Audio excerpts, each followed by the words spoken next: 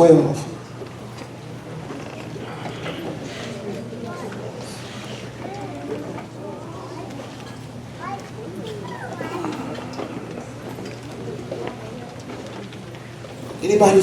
Does anybody see it?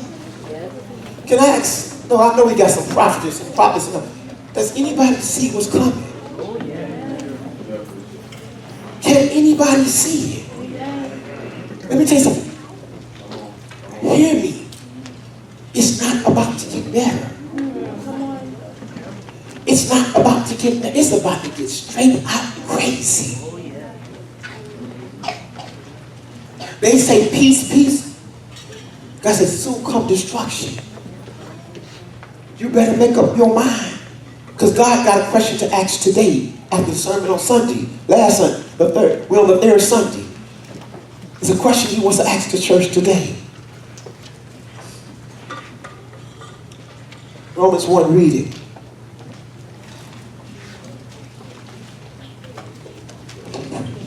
Romans chapter 12. 1. Verse 1. I beseech you, therefore, brethren. It's almost like he begging. I beseech you. Come on, man. I'm begging. Come on. I'm getting your attention. I need you. Come on. I beseech you. Go ahead. By the mercies of God. By the mercy of God. That ye present your bodies a living sacrifice, holy and acceptable unto God, which is your reasonable service. God says, that's your reasonable thing. You talking about what you did for me? What you talking about you gave me? I want you. I want your body.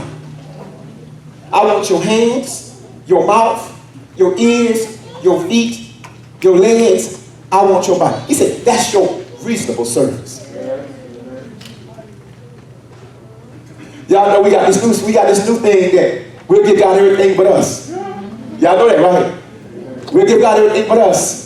We like that. That's why that false gospel about the $50 line, the $100 line, that was so popular. Why? Because you didn't have to get up. You can go up there and buy your thing from God. You can try to purchase your favor from God. You can try to all that demonic foolishness. He says, I want your body. Because remember what God talked about? He said, I can see the bigger picture. Amen. God says, I'm not calling you. God says, I'm telling you now, I'm calling you because I see it coming. I'm telling you. God says, I see a famine coming. Amen. I already saw, before I raised up Esther, I saw there was a slaughter coming. Amen. Amen. I saw the children of Israel, even at the time that they were brought in there, I saw there was going to come a time of bondage coming. Amen. So I had Moses and Joshua and Esther. Amen. Amen. Amen. But God says, I see the enemy. I see him coming, and I gotta raise up the sons and daughters of God. See, when y'all on my Facebook, I said sons and daughters of God. I'm not saying sons and daughters of God for no reason. Why? Because that's the call. The last ones he's raising up, that's who he's calling. Amen. It distinctly says it in the Bible. It says in Romans, they're groaning and moaning, waiting for the manifestations of the. He's telling you who won't be the last ones that he's calling for this battle he sees taking place. So he's calling sons. And that's why I love it. You know I love it. You know why I love it? Because when he started calling sons and daughters, he said, I'm taking it out of religion.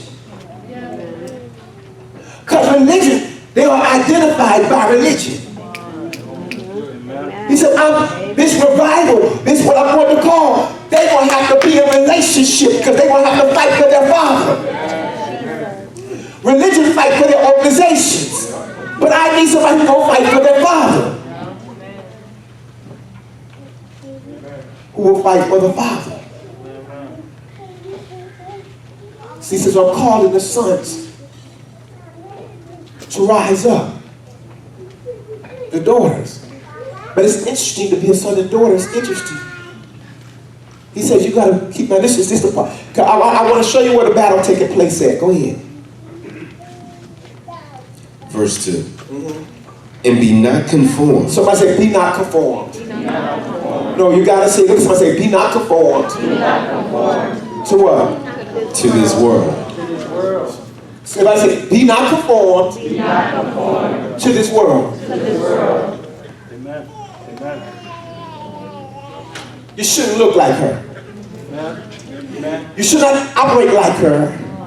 You shouldn't talk like her, walk like her, move like her. He said, I don't want you to be conformed to the world. You can't fight something you look like. Hallelujah. You can't fight something you don't want to give up.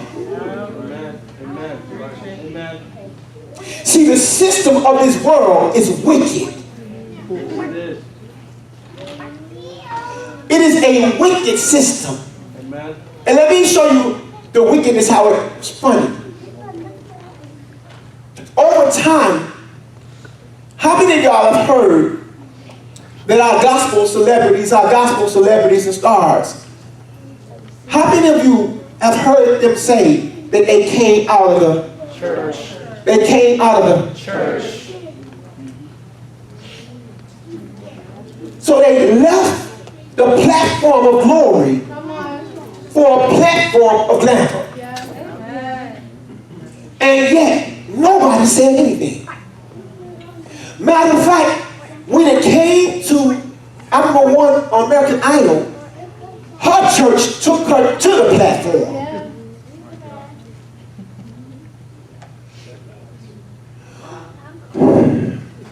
Don't nobody find that strange that you worship and your gifts were given to you to worship and praise God, but you take your gifts and go worship and praise Baal?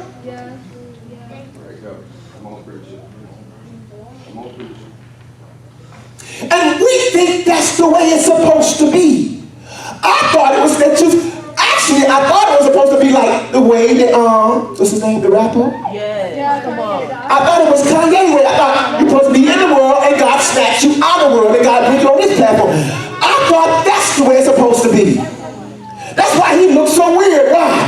Because that's the way it's supposed to be. Hallelujah. To be snatched out of darkness, to be brought to light. To be snatched out of hell, to be brought to heaven. To be snatched out of love, hatred, and be brought to love. I didn't know you were supposed to be snatched out of God and brought to a wicked, perverted world. And you know what the church is so happy about? If they can just cut a song every once in a while and say Jesus in it, the church like, I love you. That's not. They got so much world in them that you can't. That's why I know the end is at hand. And I'm not, so nobody won't go say, well, Apostle was prophesying the last. I'm not telling you I know when. I'm telling you, but I know it's at hand. Why? Because when you can no longer tell the church from the world, then where's the representation?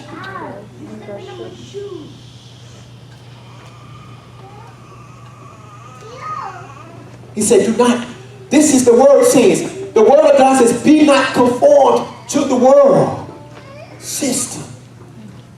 For he who loves the world and the things in it, the love of God is not in you. Amen. You cannot serve God and serve yourself. Come on. Let me say this again. You cannot serve God and serve yourself. Amen. That's why the Bible says, deny yourself. Deny yourself. You can't serve two masters. You're going to love one or hate the other. See, the enemy, Satan, can only move if he gets your permission too. Oh, y'all better get this. Remember that in the scripture, I keep going back because there's so much revelation in it. When Peter pulled Jesus to the side and began to rebuke him, Jesus turned to Peter, but he spoke to Satan. Watch what he says to Satan. You are not mindful of the thing. He says, Satan, get these back, for you are a hindrance. He says, Satan, you are a hindrance. And he says, you are not mindful of the things of God. Satan does not care for the things of God. He will not Satan will not desire to take you in any direction that's going to please God. So don't ever think that Satan got you up praying at night. Come on. Don't ever think it's Satan that's going to have you ask you to forgive somebody. But he says, what he says, Satan, you are not mindful of the things of God, but you're mindful of the things of man. What was he saying to him? Satan, you want to give men what they want. So he'll help you make yourself your own God. You want a dude, he'll bring you a dude. You want a female, he'll bring you a female. You want money, he'll bring you some money. You're going to have to get on your all four. You're going to have to degrade yourself some, but he'll bring you something. You're going to dance on a pole, he'll stick dollar, he'll bring you some money. You want notoriety? He'll give you a stage. But see, the difference between God and Satan, God's plan is that you may have life and have it more abundantly. Satan's character is to kill, steal, and destroy. So when you find yourself having a good time, is it killing you? Is it destroying your future? Is it destroying your family? Because Satan's character is to kill, steal, and destroy. So when you examine your decisions, do it look like you have a life abundantly? Or does it look like you're dying and your future is being stolen? It'll tell you who your daddy is. It'll tell you who's leading your life. And what's interesting about Satan is he'll make it look good at first. See, because if he know he brought you a bowl of worms, you wouldn't eat it. So what he gonna do is he gonna put your favorite food on top. It's only after you dig in and get it into your system that you realize you've been eating something that's destroying you. Amen. Preach. But God says, I want you to see. Because let me tell you something. If the church doesn't say anything, what's about to happen, it's about to become, wickedness is about to, your children will be, oh my God. Let me tell you something. Do you know there are children that are being raised in a household of two men? And there are children being raised in a household of two women? Now watch what's happening. You understand what's happening. What's happening to these children is their conscience is being steered to a righteousness that is in contradiction of God Himself. So what's going to happen? They're going to grow up with no consciousness of God at all. Y'all don't believe it. Y'all don't believe, you don't believe it. You don't believe that a seed, when it grows, do you think that it was overnight that they were able to put the Christians and light them as torches? Do you think that kind of wickedness comes just like this? No. Or to allow men to eat? No. It grows from a seed undealt with. Just like, come on, y'all know, come on, can I help y'all? Can we be real in here? You know when you snuck and got your little first piece before you was married, sex? You know, that little first piece of sex you got, you ain't stopped. Now you don't know, it's like, is it 1, 2, or 3, or 4 guys? Or now you're on your knees with something in your mouth. Now you taking videos. You never saw yourself like that as a baby. When you was a little girl, you never saw yourself being so used as a piece of meat. You don't know who you slept with. You don't know how many. And you laughing and giggling about how high and drunk. You just tripping, not even knowing that your body is being used. You're being killed. And you think it's funny. You're being broken and destroyed by the enemy. And the enemy just keep on going. You know, when you stole that first piece of candy, The next thing you know, you stole a bigger piece of candy. And you keep stealing. You a thief now. You don't even know you're a thief. You steal from your own friends. You steal from your own mama. Help us, Lord. Just to fix what just... But you never saw yourself like that as a little girl. You never thought taking that first little piece of candy was going to turn into that. You never thought telling that first little lie was going to make you just a... No, they don't trust nothing out of your mouth now. You never thought that first time laying on your back was going to turn into a video show that somebody now has of you.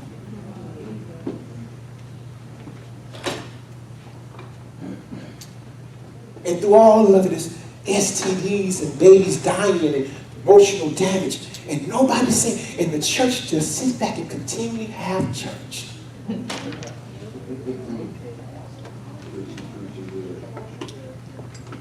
But God says, I got a remnant. Amen. Amen. I got some sons and daughters that will say, what's the song? What he said in the song? Have your way. Have your way. God said, I promise you, them saints that will begin to say, have your way, you're going to be like, I saw heaven move. Yes, God. I saw the hand of God move. I saw people actually being delivered. I'm not talking about somebody in front of a television talking about, I can see somebody's left ear that needs to be healed. I'm not saying that, but see, you're talking about you heard somebody. I'm talking about somebody saying, you healed right there. You seen it right there in front of you. Because why? Because the person that says have your way said, God, I'm all in for you. Amen. I'm all in for you. I'm not in for it. I don't want them to say, don't put my name on no Facebook. Don't come to me for my name. Don't come to me trying to blow me up. Don't call me to come to your church. I'm not going anywhere else anything unless God sent me. Amen. Amen. I'm in the highways and hedges. I'm about the lost, not increasing your building. Amen. But God says it's going to cost you something. He says, and be not conformed to this world, but be ye what? Transformed. Look at somebody say, it's time to be transformed. Look at somebody say, it's time to be transformed. Say, I'm no longer going to be stuck. 2002, we don't need no 2 year. We don't need no New Year message. We got one right now. You don't have to wait till New Year to transform your life. You can receive a new seed today. You can receive the seed of the Word of God today. He will dry the tears. He'll heal your brokenness. He'll wipe away that pain. He can bring your transformation today. The Bible says the day you hear the Word, not New Year's, today can be your new year. Today can be your new birth. Hallelujah. But be ye transformed by the renewing of your mind. He said the battle has been in my mind. Is there anybody been having a battle in your Hallelujah. I find myself thinking one way, but I hear the Word talking another way. I find a battle in my mind. And until I bring my mind to say, have your way. Y'all got to be on key. Until I bring my mind to say, have your way, I find myself totally being pulled toward a way to have it its way. I'm having a battle with my mind, but I need to say, have your way, God, in my mind. Amen. See, that's why God told his people, I don't want you thinking about all this stuff. I don't want you to think about marriage and all this stuff. I'll add it to you. Think about my kingdom. Build my kingdom. But we get so entangled in the cares and affairs of this world. Mercy, Lord. He says, transformed by the renewal of your mind. Watch this. That ye may prove. Say somebody prove. What is the good and acceptable and perfect will of God. That verse only means anything to, that verse means nothing to nobody if your desire is not to please God. That verse don't matter to you about what's acceptable to God if your heart is still just to please you. Unless you say, Lord, have my, if I'm not going to say, God, have your way, then guess what? I don't care about what's acceptable to him. I want to have my way. You know how a child is. We like little children. When you don't have your way, you throw a fit. But when I became a man, I threw away childish things. Come on. That's what your fight and my fight is with God. Your fight is, I want to have my way, and God says, I can't do it your way. But Satan said, I'll do it your way. All you got to do is bow down, and I'll give you everything you want. Mercy, Lord. See, he said, God just don't want you to be happy. Come to me, I'll make you happy. What you want? You want to feel loved? Come to me. I'll make people feel like that. I'll make you, because what I'm going to have you so deceived. I'm going to make you think somebody making you feel good is love. I'm going to make you think sex is love. Come to me. You want notoriety? You want everybody to see you? Come to me. I'll take your sex video and put it out there, and everybody can know your name. And in today's society, you can become popular by it now. You can get you a business movie deal by it now. What you want? Say whatever you want. All you gotta do is give me your soul. Come on. You want money? You want honeys? You want cars? What you want? You want to ride out with them in Hollywood? I already got them. You want to ride out with? You want to ride out with? You want to ride out with? You want to ride out? You want that money? Money? You want that God of money? Come on, I'll hook you up. All you gotta do is give me you. Give me you.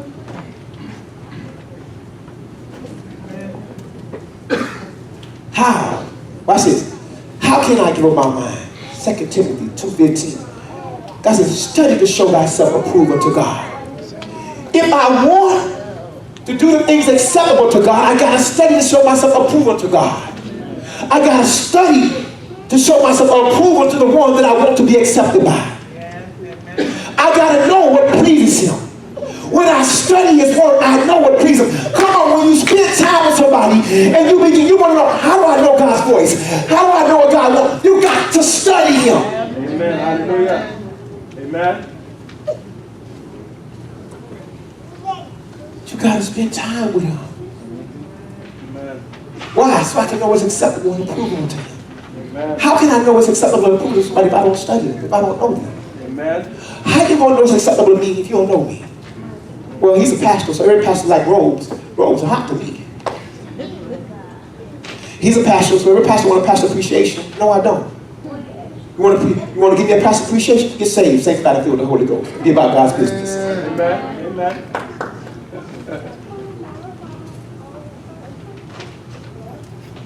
How do you know what's acceptable to somebody if you're not studying to be approved by them? Amen. They have to approve you to know what's acceptable to them. Does God approve you? Because if he does not approve you, then what you're doing may not be acceptable to him. Is he snapping approval to you? Or is he snapping, I don't know you?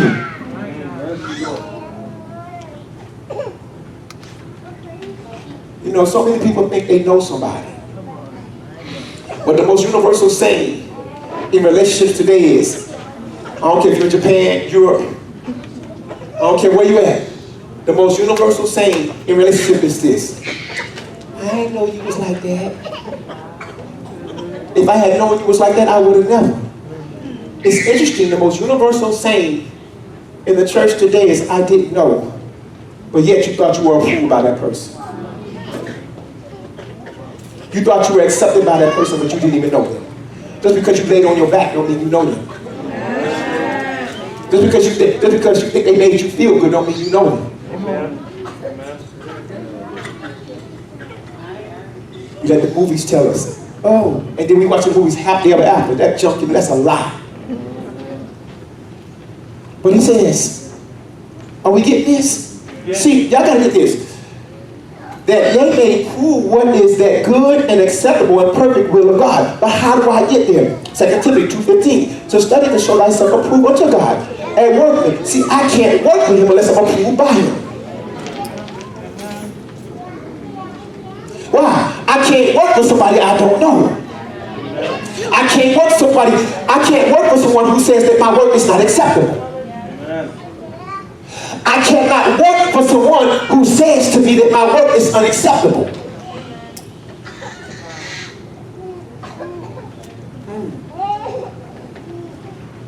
To study to show yourself approval of God, then it work. So I'm studying to show myself approval to God because He wants me to work. I want to work for Him. But to work for Him, I have to be approved so I can know those things is acceptable to Him. But I don't study God's word. I come to church, put my Bible down, and I don't read the word of God, so I don't know what's acceptable to Him, so I don't have an approval, but I'm out there trying to work for Him. And I got everybody thinking God look one way, but he don't look like I got people thinking that God look like He saved on Sunday, but look like He raised hell on Friday to Saturday.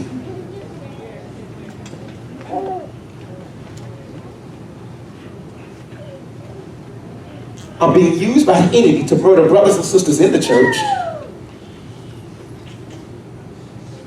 because I don't know what's really acceptable to God because I don't have a relationship with Him.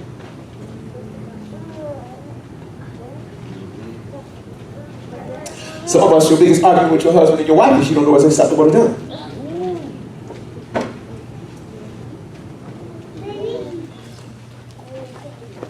Amen? How many of us know when we got married, it's the truth. I had to learn certain things that was acceptable to my wife. And she had to learn certain things that was acceptable to me. Amen?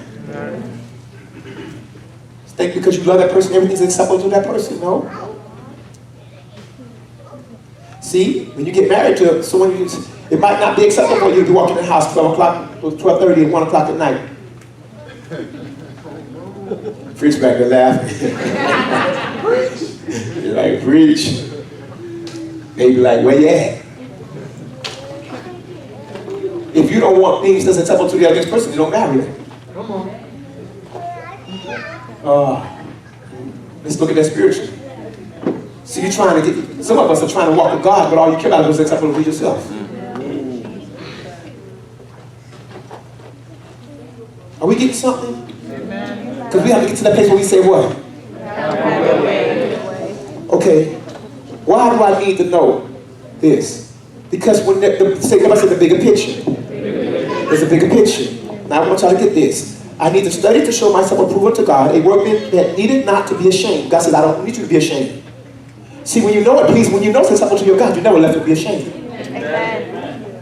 When I know what's acceptable to God, I'm not left to be ashamed. Amen. You're only left to be ashamed when you do something that's not acceptable to a person. Yeah.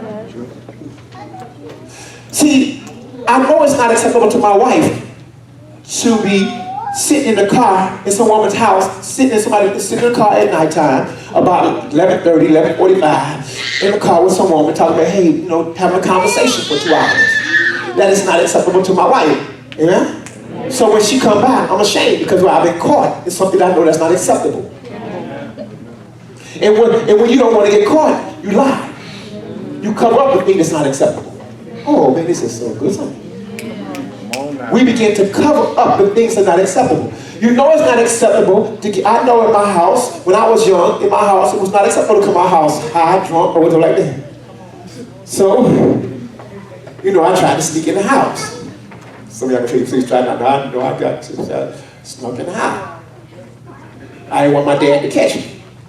Because if he caught me, it was going to be the price to pay. Amen? So there's no problem with God. How are you not going to get caught? Some of y'all going to get there. How are you not going to get caught by God? Where can you go that God can't see you? Where are you going to hide if you look at me? It's not acceptable to God. You think you can go, oh, I know what I'll do. Babe, you can't see me, so I'm going to go to Boca. It don't matter that my wife ain't in Boca. Guess what? The one who my life belongs to is in Boca. Where can you go that God cannot see you? You can't even hide in your own mind.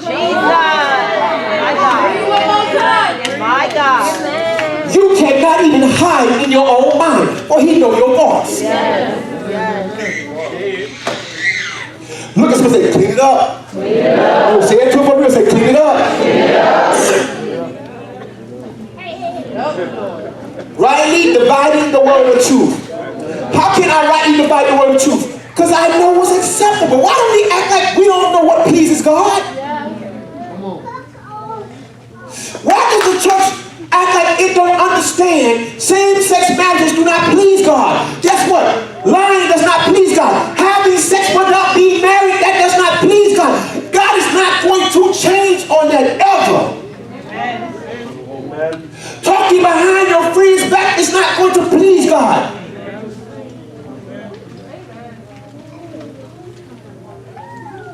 Disrespecting your mother and father is not going to please God. God is not going to change. You know why? Because his ways are righteous. Lying is not going to please God. So when you're working, because you've been studying, you know what's acceptable to the one, so you're not ashamed, and you know what to do to please him. So without faith, it's impossible to please God. But because you've been studying, you know what it does and what it takes to please God. Look at somebody, I know what it takes to please God. See, you know, some spiritual people, they try to make it seem like it's all weird. You got to, no. The word tells you, study to show yourself approved to God. You probably might not approve of me, but I love him, but I care about God being approved. Some people might not approve of you. Because why? Especially when you're walking in truth of the word. But I'm not trying. I want to love you, but I want to make sure I'm accepted and approved by God. Because you don't have no heaven or hell to put me in.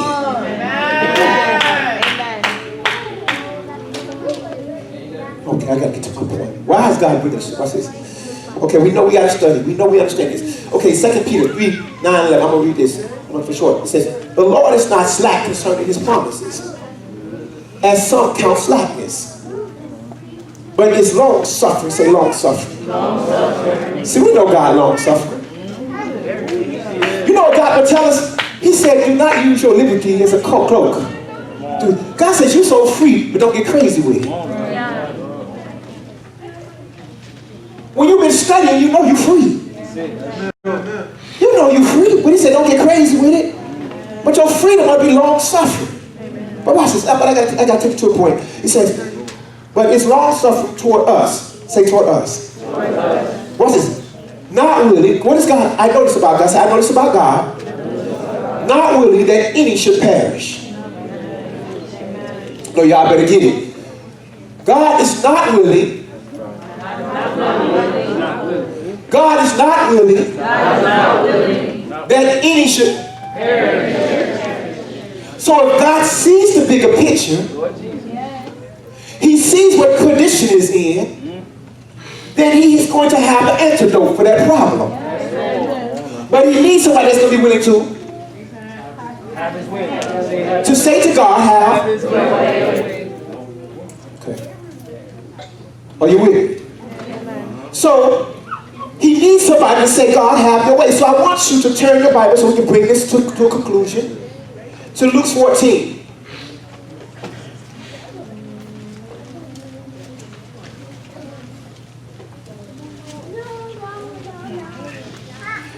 And we're going to start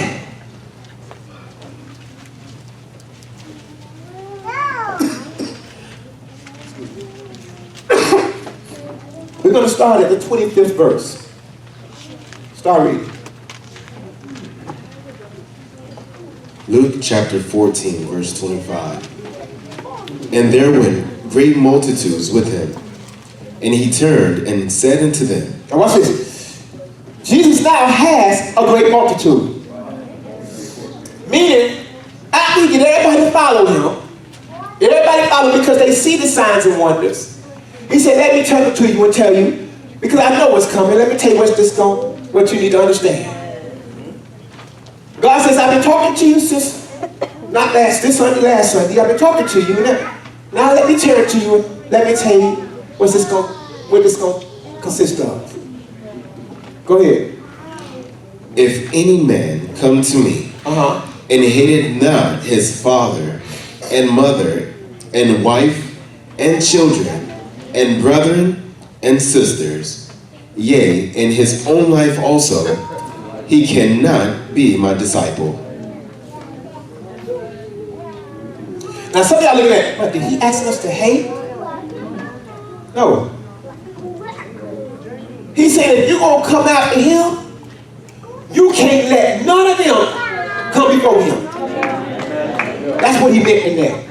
See, some of y'all talking about Jesus. No, he's not telling you to hate your mother. He's using a word with great emphasis on it to get you to understand the severity of what it's going to take for you to go after him. He said you can't let your mother, your sister, or your brother. He said you can't connect to anyone more powerful than what he wants to do.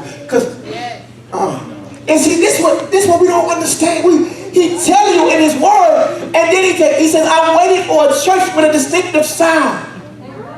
Because I got a church that, no, they love their husband more than they love me. They love their wife more than they love me. They love their friends more than they love me. They love their house more than they love me. They love everything more than they love me. Why? Because every time I try to get them to move on my behalf, every time I try to get them to do something, they can't. They're more concerned. Remember when God told us earlier?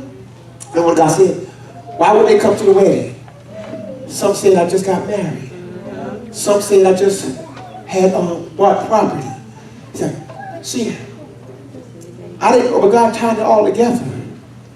He said, see, if you won't hate these things, see, what's interesting, he's kind of throwing a little twist in there.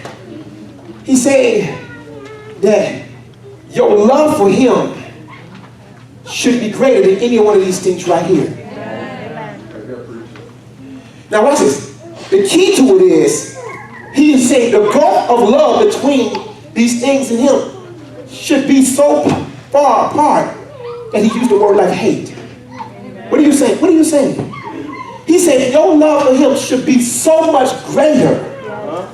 Amen. That is the difference between hate and love. Your love for him should be so much greater. Why? Because let me tell you why God, see, y'all don't understand this, but I'm going to explain this to you. The reason why God put it in here like this is because you can't love those people without him. Your love is flawed.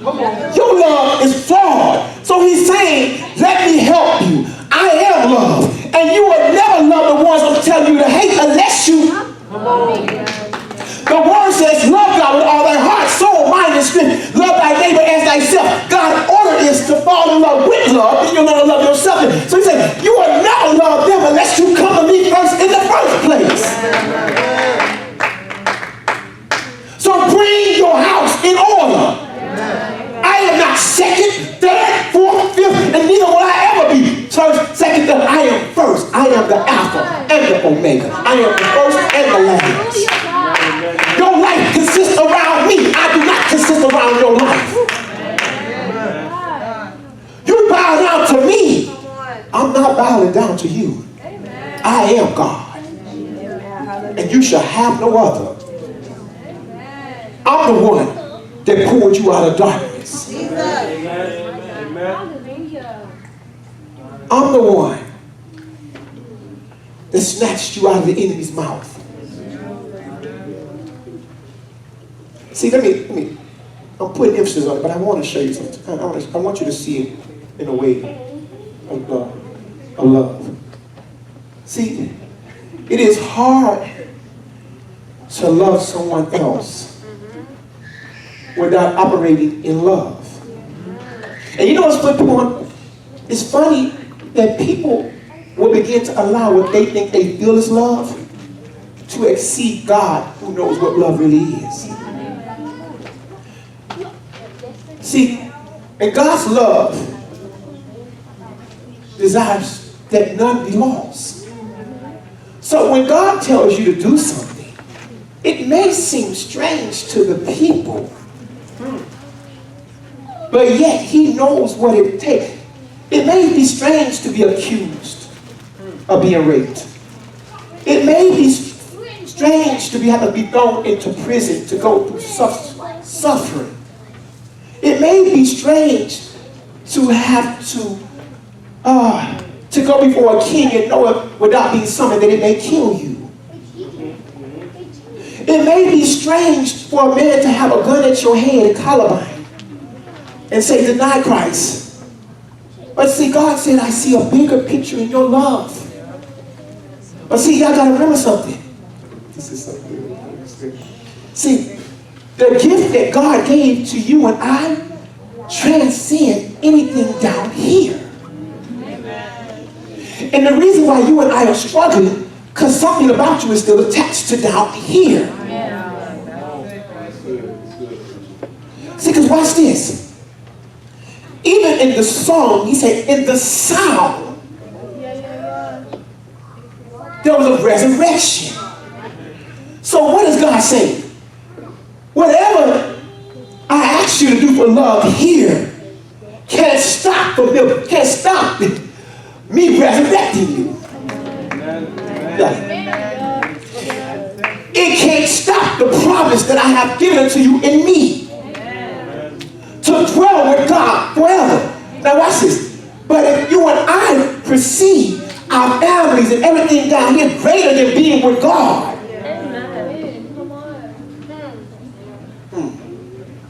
then you're not going to even do what you need to do for your own family to be saved. See, God put things in order because his thoughts toward you are not evil, but to give you hope in a future. And sometimes you and I are not going to understand why God is requiring this, or why God is saying it at this time, or why God.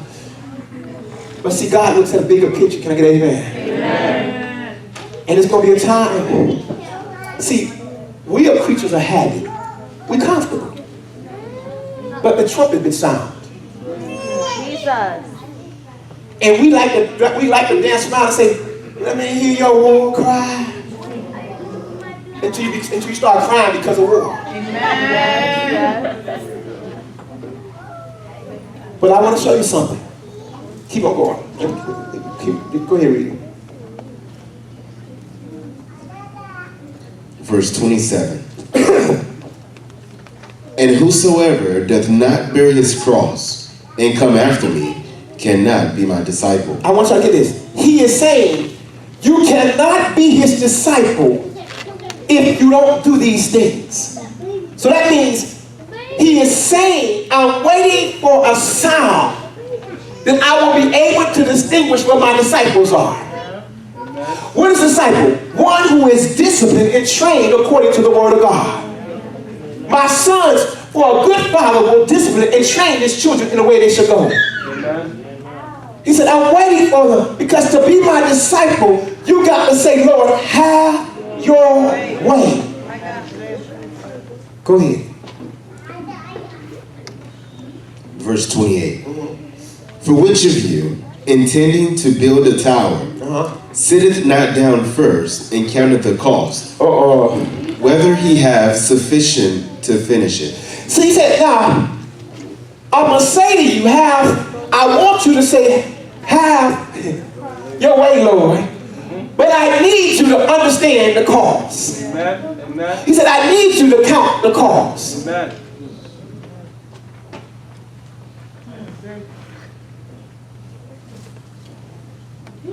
He says, you know, I desire none to be lost. I see what's coming. But I got a group that's studying to show themselves approval to me. They know what's acceptable to me, and they know that I don't want none to be lost. And they see that the enemy is approaching. But he said, I need you to tell me, are you willing to count the cost?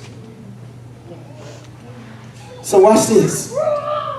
The trials that you're going through, those situations that are confronting you, they tell God, what are we willing to pay? Amen. Amen. See, God don't want us to say, because we know we'd be like Peter.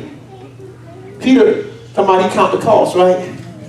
And Peter turned around and told Jesus, I'll never deny you. He said, Peter, I'm going to show you something. I know, y'all know some of us, we like to run our mouth. He said, let me show you what it's going to cost you. So that night when they came to get Jesus, Peter was no coward. He just didn't want to fight with love. when they came to get Jesus, Peter was the one who pulled out the sword. And because Peter was not praying and fasting, meaning he was not in a position to hear, when the sword, he cut off the man's ear, which is significant. Why is it significant when you understand spiritual things? Because he cut off the man's means of hearing. And God says when we don't pray and fast, we cut off people's means of hearing, because that's a gateway. When we operate in our flesh, we damage people's means of hearing. Excuse me. Amen. So that's why Jesus, the Bible says he put the ear back on. He said, no, I can't have you damaging their hearing because I'm already what? He said, I've already said have your way. Well, y'all got to get that. I've already said have your way, so I can't count you out. Amen. Amen. Amen. I can't damage your ear because I've already told God have his way, so I can't count you out. Yeah, you talk about me at the work, but I can't damage your ear because I already told God have your way. I've already told love have your way, so I know I can't count you out because I have studied to show myself approved, and I know to God he desired none to be lost, so I can't count you out. Even though you're coming to get me to bring me into bondage, I can't count you out. Even though I don't understand why you're going to take the one I love and you're doing this to me, I can't count you out. Why? Because I've said, Lord, have your way. I've already went to the garden. I've already dropped me. I gave up me. Amen. To the plan of the Father. And it will be contradicting if I give up me to the plan of the Father and then begin to count you out.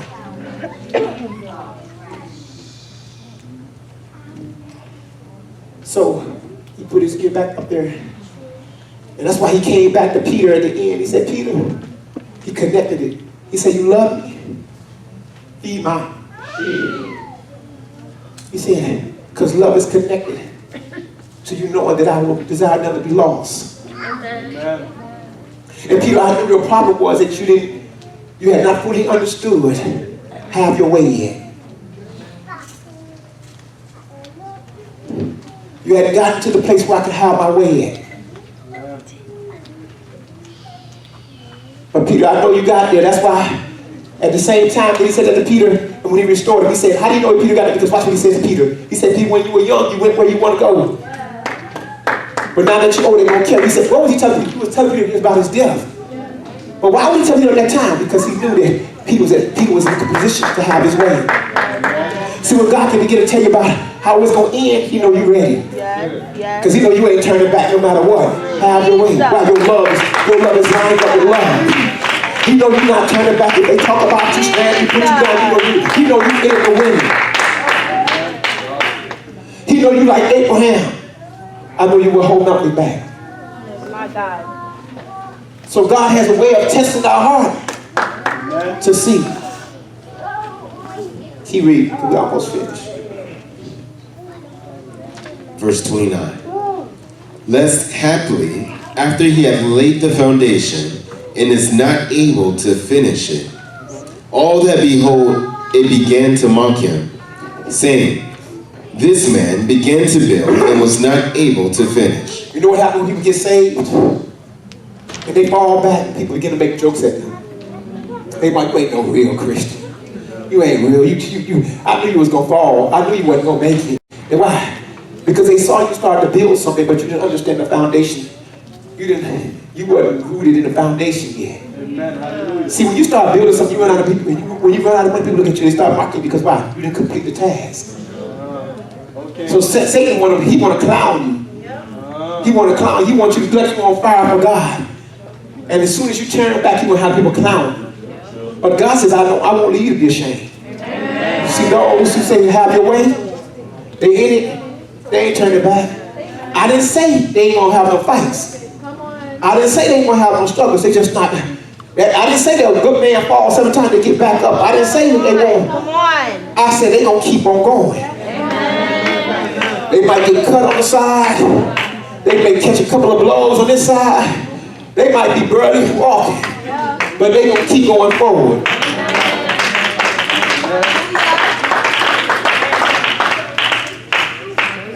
Go ahead. Verse 31. Or what king, going to make war against another king, sitteth not down first and consulteth whether he be able with 10,000 to meet him that cometh against him with 20,000? See, you got to know who you fighting with so you can know you already won. What is he saying? Don't go to war with doubt in your mind. You know why I know what he's saying? Because he's talking about, he's using this scenario, and he says, if one has 10,000, have 20,000, he has more than you. He says you have to consider, but you understand that when Christ is with you, you always have the more. So he's telling you that what king, if you are a child of the king, then you have to understand that when you go to war, you always have majority with you.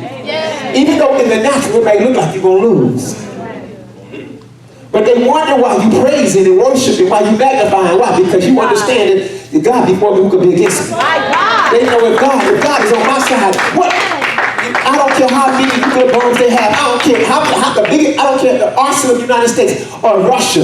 The Bible we found out last week, they're going to make war against God. All these nations going to make war against God. What they going to shoot at God?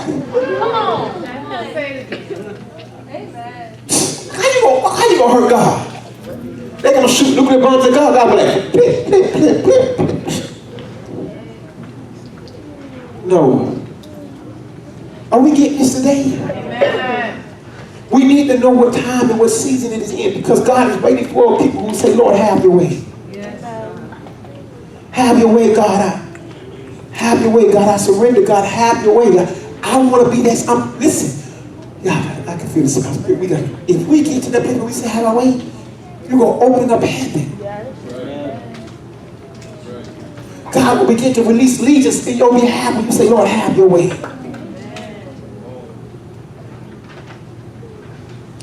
Watch this. So some of y'all don't believe what I'm saying to you, but I know it's in my spirit. You know why Paul could be in prison with his back ripped open and beat down and chained in prison and begin to sing? See, begin to worship. First of all, when Paul was in prison, because he had studied to throw himself acceptable to God, he knew the God in which he served. When he was in prison, though they thought they had him, he knew he had them. Amen. So you got to understand, when the enemy thinks he got you, he really been sucking into a trap for himself. Hallelujah. Because God always let it seem like he's going first before he come. Amen. And Paul in the prison. Now watch this. Because Paul was a man who said, Lord, have your way. He began to worship. Now I want to show you the favor with God man. As he began to worship, brick walls and chains began to shake loose. This is the sound that heaven is waiting for, to release the angels that will shake the very foundation of the enemy. God will shake this government if you got some people that say, Lord, have your way. He will shake the chains in the foundation of this government. If you can have some people say, he will shake the school system. He will shake the police office. If he can get some people who say, Lord, have your way. Amen. Hallelujah. Lord, have your way. See, I'm telling you something. We can't fool God. Peter couldn't either. When Peter told God, I would deny you, he said, well, you're going to deny me 3 times. What am I saying? Some of us will say, Lord, have his way. And we don't mean it. Because see, God may say, give up that job. Have your way. God says, I want you to take a job that's paying you a lot less. God may say, I want you to pray and intercede. How long did I tell you to stop? Because see, you say, that don't make sense. It don't make sense to you because you don't know what's coming. But when Jesus told his disciples pray and fast, he knew what was coming. So when God began to take certain people and say, I need you to pray and fast, he knew what was coming. And And you looking at them like they crazy. My God.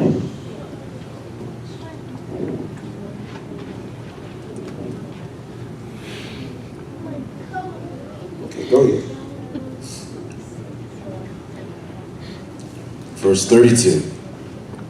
Or else, while the other is yet a great way off, he sendeth an embassage and desireth conditions of peace. Go ahead. He said, watch this. I like it, but you know I'm reverse that. Oh, don't you know I'm reverse that. He said he desired what? Desireth conditions of peace. I'm gonna reverse that though. Because when the enemy see who you with, he gonna be like, I ain't doing, time out. I'm done.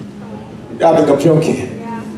See, because he's telling you that if that ain't God, ain't gonna be doing no desire. He telling you right now, I won't be, God says, because I'm no journey.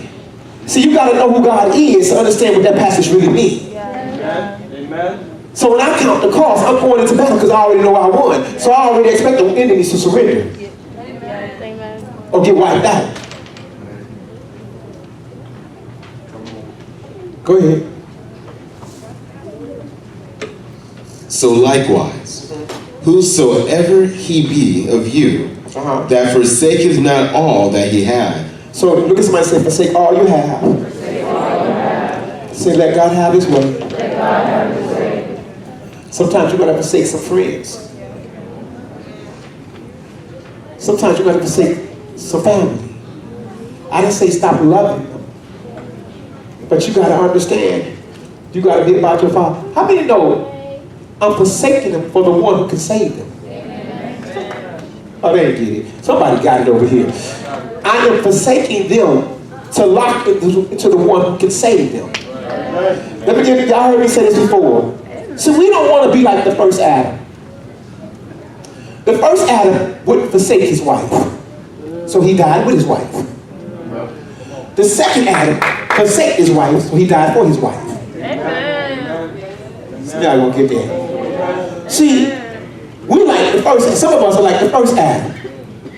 She offered you something, you're going to go ahead and partake of it. Because you don't want no conflict. You don't want no, but conflict is not bad when it's resolved in the right manner. Conflict, when conflict meets patience, when conflict meets love, when conflict meets long suffering, when conflict meets kindness, conflict is brought under submission. Amen. It is only when conflict meets conflict that it's just blown out of the water. How many get what God's saying? Amen. Amen. God, I'm telling you, God is telling, I'm building.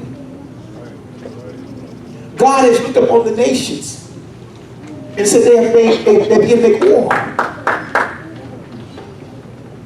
God has said, I want you to go and say, God says, you know what? God says, I went out and I invited my church to come to the wedding.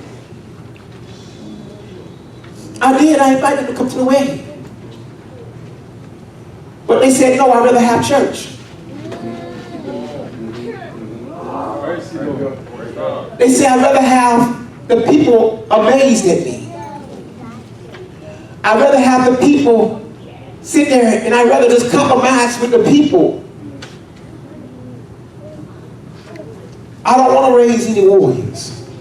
Because see, sometimes to raise warriors, you got to lose people.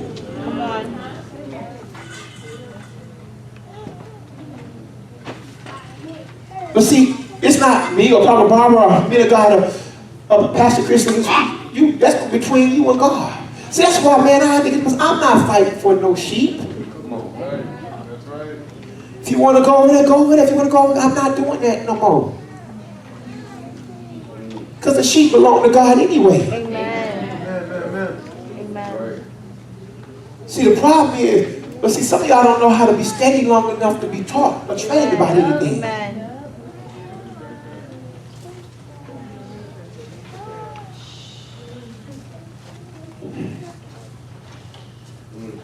Read the last verse.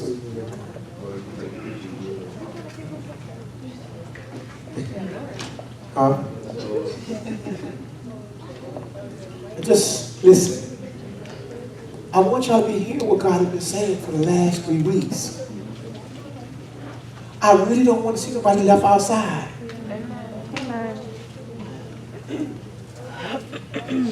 Christ is coming not because of storms and earthquakes.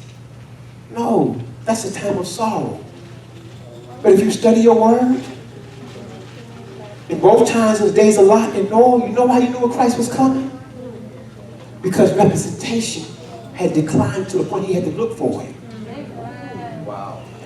The representation had declined of the kingdom to the point he had to look for it. The Bible said he was looking down trying to find representation and found none. Out of millions of people, he found one person, Noah. God is looking now. And y'all think the church is ablaze. But how could we be ablaze and so many babies dying under our watch? How could we be ablaze and right up under our nose we allow our country to establish a covenant as a contradiction of the word of God itself? How could we be at rest in God? Just looking at no. See, it's better for you to say, you know what, God, I want that money. I want that house. Be real with God. You didn't say, God, help me with it. You need to be fake about it. Sitting here acting like you don't want the world. God know you do. Yes, yes. Some of us, you love the world and the things in it. My prayer is that you don't die with it. Because what you love is temporal. God is eternal. Amen. Amen. And there's nothing this world has to offer you that's greater than the heavenly gift that God's prepared for you with him. Amen. Don't sell your soul for no man or no woman. Don't sell your soul for the stuff that's breaking.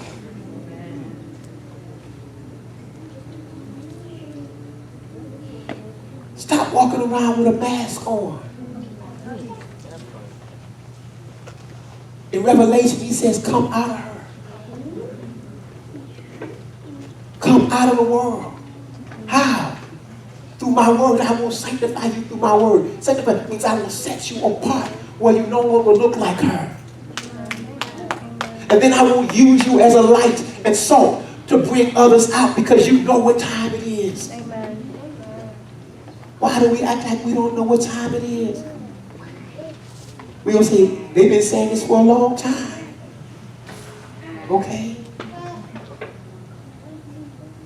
I'm going to tell you something. Usually when somebody's been saying it for a long time, there's some truth in it.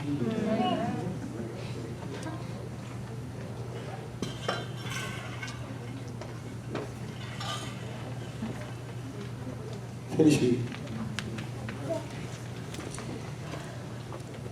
He that forsaketh not all that he hath, he cannot be my disciple. Last, he said, if you're not willing to forsake everything, you will not be his disciple. Because the thing that you will not forsake will pull you away from him. All day long.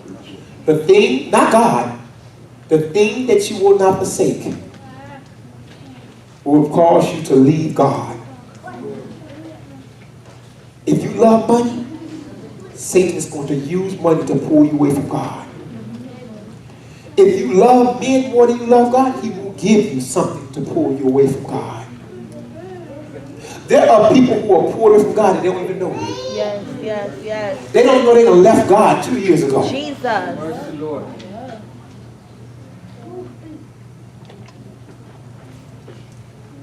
If you don't know the ride, the Hollywood, many of them done left God.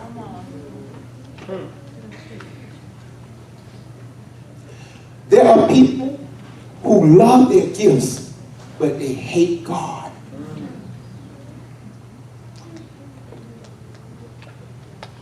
See, the gift inside of you, if it's not motivated by the God in you, you're still lost. So I just want to say, God is waiting for you to say, have your way.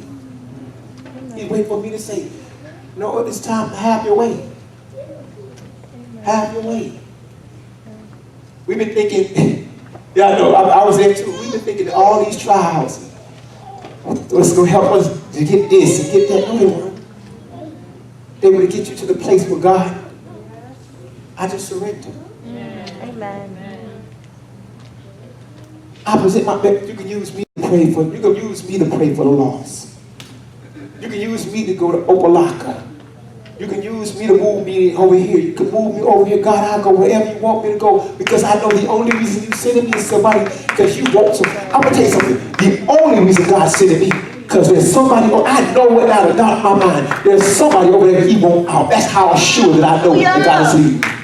He's not sending me because it's about no money. He ain't sending me because it's about no status. He ain't sending me because it's about no position. Wherever God is, the Bible says that the steps of the righteous are ordered by the Lord. If he is ordering my steps, it's because there's somebody over there he wants taken out of her. I know that he didn't send you because he wanted to give you a good job. He didn't send you because he wanted you to get notoriety. He sent you in Hollywood. He allowed the 3 Hebrew boys and Daniel and King Nebuchadnezzar. He allowed them not to eat from the king's table. He sent them into it. Do you not know that God knew they had a heart that wouldn't bend before he sent them? Come on, Jesus. Out of all the children that they took, God knew that they were going to take all the children. But he knew out of all those children, he was going to have 4 that was going to say, Lord, have your way. My God. My God. But he knew that the 4 that they were going to say, have your way, he knew when they talked about the fire that they were not going to turn back. How did he know that? Because when they were set at the table and had an opportunity to eat from royalty, to eat that was in the mouth. See, God says, I tried you way back here. When I started offering you things that you thought were delicacies. When I started, and you knew those things I was going to offer you was going to have you compromise. The church won't even give up a Sunday for God.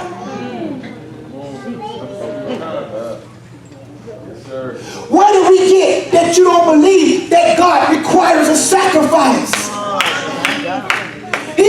Come on, if you follow him, did he not sacrifice for us? Amen. He gave his only begotten son and he stretched him out on the cross for you and me. Why won't you sacrifice for him? Amen. And you know what? He not asking you to sacrifice for him. He wants you to sacrifice so somebody else can see him. We won't deny ourselves of anything.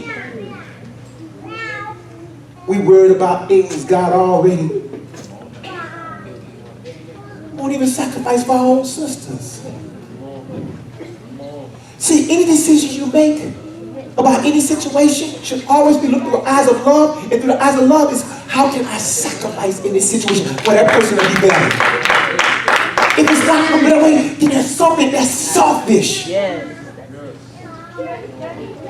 Unless, and even if God told you to release something, that's still love.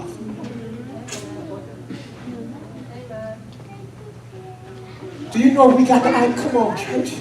If we got the ideal of love right, we would never sleep with our brothers and sisters. Because you want to sacrifice. I'd rather sacrifice to see you live. If we got the love right, we would never steal from each other or talk about each other's back anymore. Why? Because I love you too much to do that.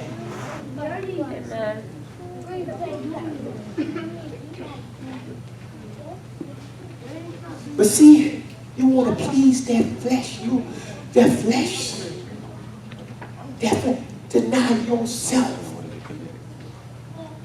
You know, let me tell you the new saying. The saying today is, I deserve this. I deserve this. I deserve to treat myself to this. I've been working on, I deserve this. God didn't give us what we deserved.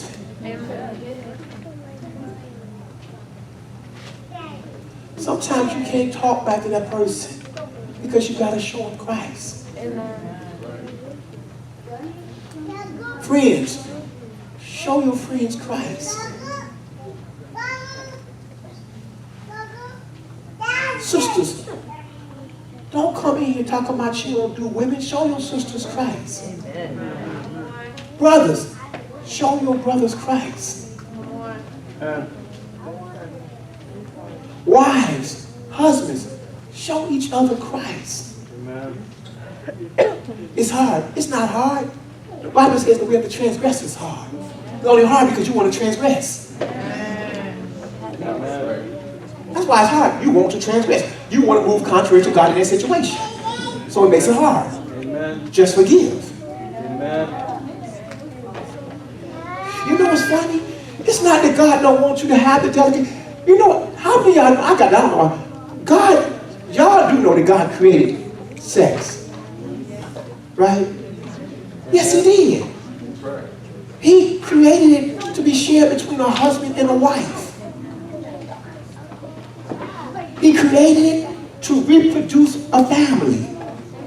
So the devil can't, they'll be like, God wants you. Yes, he does want you to enjoy, but he wants you to enjoy it in a manner where you're not destroyed and hurt or used or abused. Amen. Right. God don't mind you. God don't even mind you having a car, a Rolls Royce. He don't care about you having that stuff as long as you don't worship it. Right now. And as long as that stuff don't have no place in your heart. Right. And it's like, what you mean worship? I mean, you can't spend your life building that stuff and souls not being saved and delivered.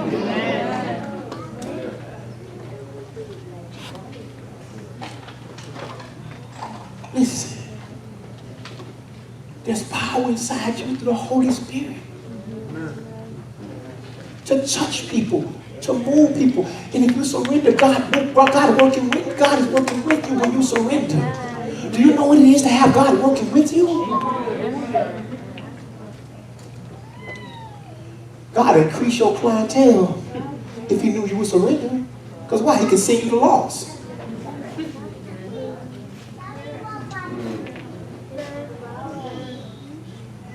I work for the Lord. Who you work for? Many of us in this room, you work for yourself.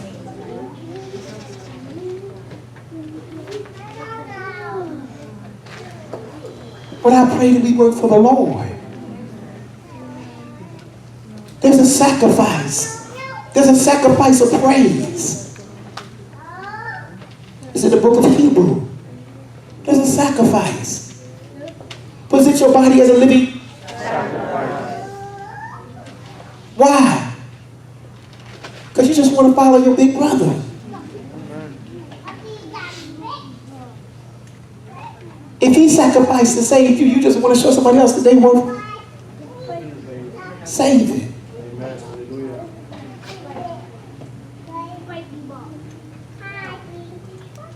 So first I want to ask you, if you never accepted Jesus Christ, come accept the sacrifice. And if you need to repent, because you like, man, I ain't sacrificing, and you know, it's time for you to come up and I can't make you play that song, have your way. I can't make you say have